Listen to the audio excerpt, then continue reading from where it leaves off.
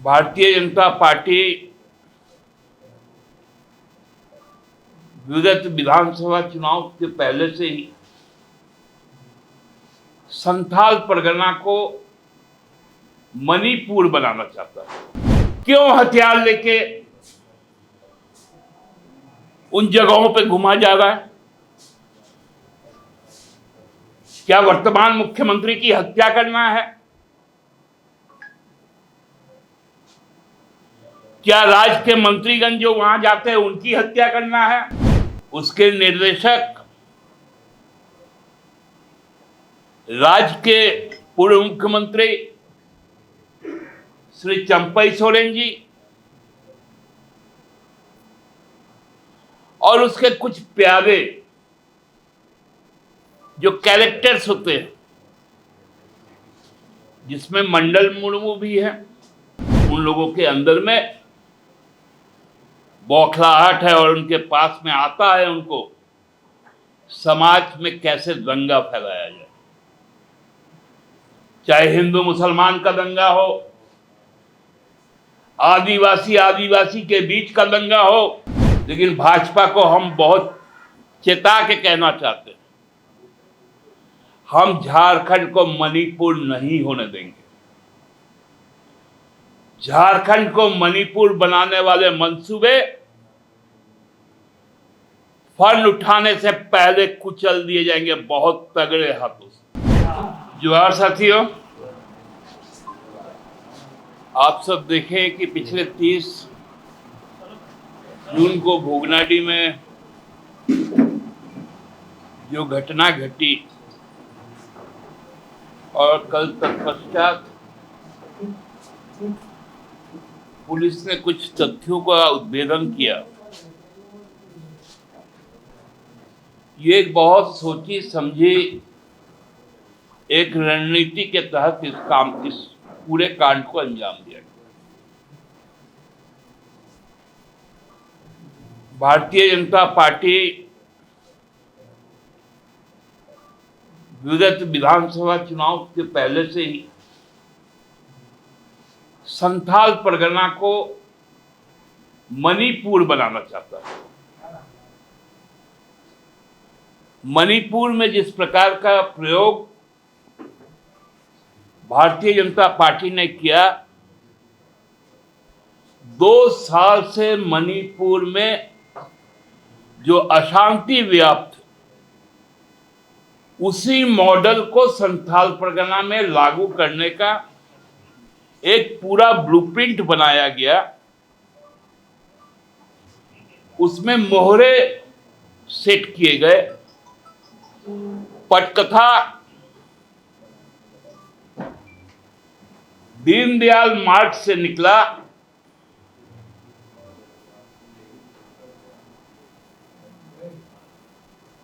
और उसके प्रायोजक गोड्डा के वर्तमान सांसद, उसके निर्देशक राज्य के पूर्व मुख्यमंत्री श्री चंपई सोरेन जी और उसके कुछ प्यारे जो कैरेक्टर्स होते हैं, जिसमें मंडल मुर्मू भी है, जिसमें कल जो गिरफ्तार हुआ, क्या उसका नाम है, संदीप ना क्या सुधीर, ये सारे लोग और इसमें कई कैरेक्टर अभी भी छुपे हुए हैं। ये लोग संथाल परगना को बारूद के ढेर पर बैठाकर मणिपुर बनाना चाहते हैं। क्या आपने कभी सुना है, देखा है कि कोई राजनीतिक दल का कार्यकर्ता अवैध हथियार के साथ कहीं जाता है? क्या वो कार्यकर्ता हो सकता है या अपराध कर्मी हो सकता है?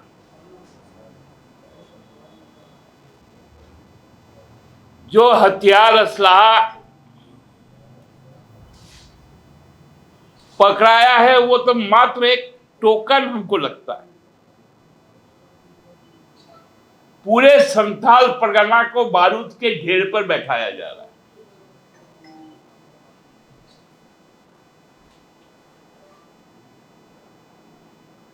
आखिर क्या मंशा है, क्या चाहती है भाजपा? क्यों ये नकारात्मक राजनीति हो रही?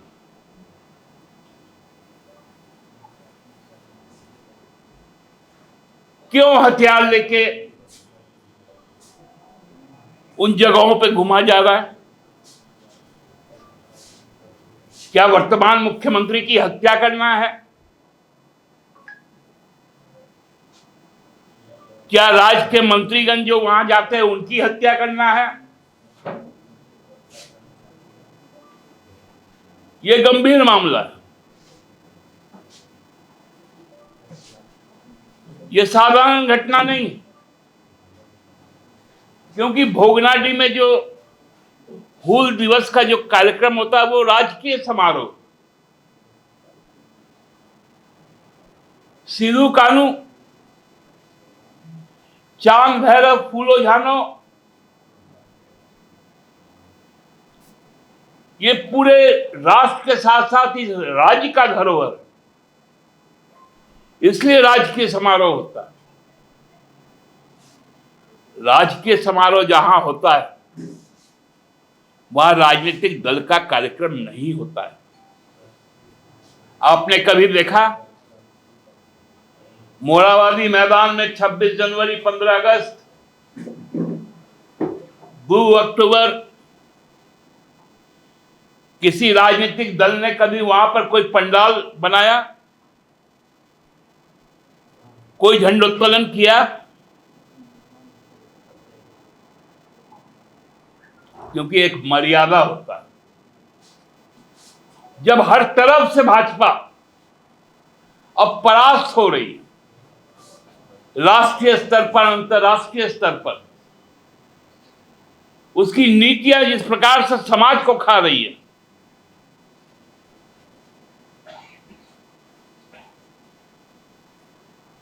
इससे वो उन लोगों के अंदर में बौखलाहट है और उनके पास में आता है उनको समाज में कैसे दंगा फैलाया जाए। चाहे हिंदू मुसलमान का दंगा हो, आदिवासी आदिवासी के बीच का दंगा हो,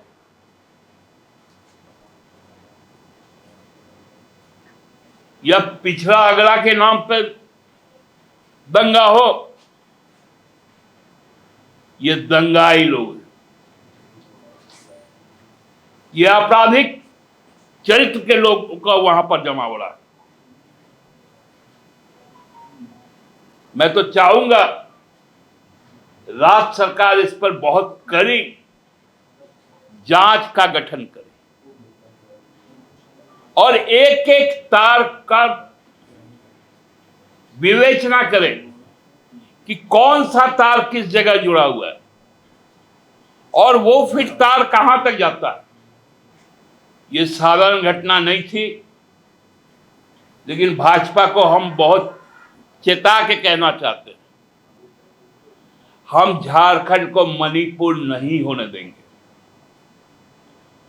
झारखंड को मणिपुर बनाने वाले मंसूबे फंड उठाने से पहले कुचल दिए जाएंगे बहुत तगड़े हाथों से। इसको याद करके भारतीय जनता पार्टी रख ले। धन्यवाद। सर, आप तो गंभीर आरोप लगा रहे हैं कि हथियार के साथ लोग वहां पहुंचे, तो आप कह रहे हैं कि मंशा सही नहीं थी, क्योंकि राष्ट्रीय कार्यक्रम था, मुख्यमंत्री भी हर साल जाते हैं, हालांकि इस वर्ष नहीं जा पाए, कई सरकार के मंत्री भी जाते हैं। मैं तो इसलिए कहा ना कि यदि कोई कार्यक्रम में, राजनीतिक कार्यक्रम में कोई जाता है तो कोई अवैध हथियार के साथ जाता है क्या? और माननीय पूर्व मुख्यमंत्री को पर्याप्त सुरक्षा है, उनको तो केंद्रीय बल का सुरक्षा है, राज्य बल का सुरक्षा है। फिर ऐसे आपराधिक लोगों के साथ वहां जाने का क्या जरूरत है? ये गंभीर सवाल है। उनकी जान को भी खतरा है, क्योंकि ये अपराधी लोग सिर्फ फिरे होते हैं।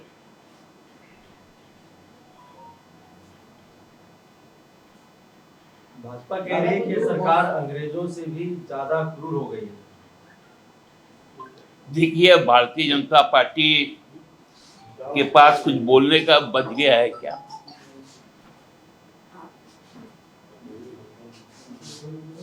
जितना लिबर्टी यहां पर है,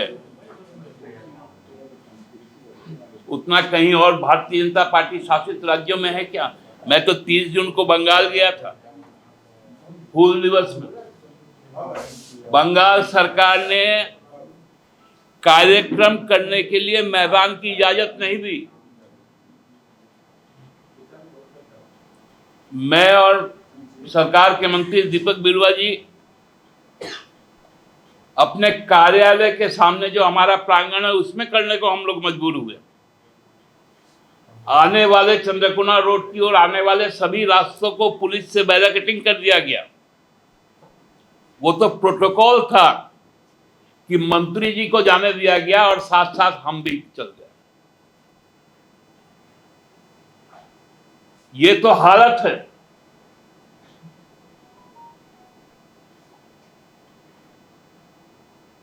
इसलिए हमारे यहां जितना लोकतांत्रिक अधिकार है और कहीं नहीं।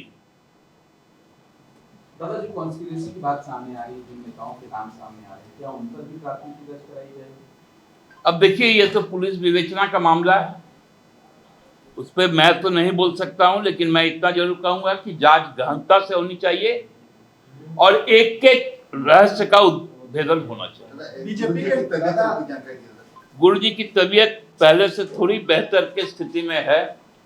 हम लोग आशान्वित हैं कि समय थोड़ा ज़्यादा लगेगा, जो डॉक्टरों का जो मामला है, लेकिन वो स्वस्थ होकर फिर से हम लोगों के पास हम लोगों को मार्गदर्शन देने हम लोग के साथ रहेंगे। और बिना उनका आशीर्वाद का संगठन को चलना भी थोड़ा मुश्किल है, इसलिए उनका आशीर्वाद हम लोगों के लिए बहुत जरूरी है। पूरे राज्य की, देश की लोगों ने जिस प्रकार से प्रार्थनाएं की है, हम लोग उसके भी आभारी हैं और उस प्रार्थना का ही हमको लगता है कि ये निष्कर्ष निकलेगा कि गुरुजी फिर से स्वस्थ होकर हम लोग को संबोधित भी करेंगे और आवश्यक मार्गदर्शन भी करेंगे। दादा, कल परिवहन मंत्री नितिन गडकरी जी रांची आ रहे हैं, रांची वासियों को एक और सौगात मिलने जा रही है फ्लाईओवर में, क्या कहेंगे? नहीं, देखिए, ये तो हेमंत सोरेन जी की सरकार की पहल है और हमको याद है नितिन गडकरी जी ने हेमंत जी को वीडियो कॉन्फ्रेंस में कहा था कि आप हमको प्रोजेक्ट दीजिए, मैं आपको पैसा दूंगा। हम लोगों ने अपने राज्य सरकार के तरफ से 2 फ्लाईओवर का निर्माण किया। कांटाटोली जो बर्बाद करके रघुवर जी ने रख दिया था, उसका पुनर्निर्माण किया। सिरमटोली फ्लाईओवर हम लोगों ने चालू किया। कल ये रातू रोड का, चूँकि ये NH का मामला है, इसलिए भारत सरकार का सड़क है तो उसमें चालू हो रहा है। और बहुत जल्द हमको लगता है कि एक और फ्लाईओवर आप लोगों के पास में, उस पर काम बहुत तेज़ी से चल रहा है। पूरा कचहरी से लेकर सर्कुलर रोड के ऊपर से एकदम डंगराटोली चौक तक, और फिर कोकर से फिर फिरालाल चौक तक, अलबट्टका चौक तक, फिर बरियातू के तरफ भी। इसलिए अगले 5 सालों में आप लोगों को बहुत सारे फ्लाईओवर मिलेंगे, क्योंकि रांची शहर को जाम से मुक्त भी करना है, परिवहन को भी तेज़ी से आगे बढ़ाना है, लोगों को आवश्यक सुविधाएं किस प्रकार से अच्छी मिली, उस प्रकार हम लोगों का ध्यान है। और एक अच्छा, सुंदर, सुदृढ़, स्वच्छ राज्य बनाने के परिकल्पना में जो इस तरह का जो बाधा लोग है, जो भाजपा का मंशा है कि ये काम नहीं होने दे, उन मंसूबों को हम लोग पूरा नहीं होने देंगे। दृढ़ता के साथ अपनी काम को करेंगे। गुरुजी का नाम से फ्लाईओवर का नाम रखने का उन्होंने मांग रखी है। बीजेपी प्रोजेक्ट कर रही है, लग रहा है कि सब कुछ बीजेपी की तरफ से ही हुआ है, उसी ढंग से प्रोजेक्ट किया जा रहा है। अरे भैया, इन लोग का ब्रांडिंग छोड़ के आज तक कुछ किया है?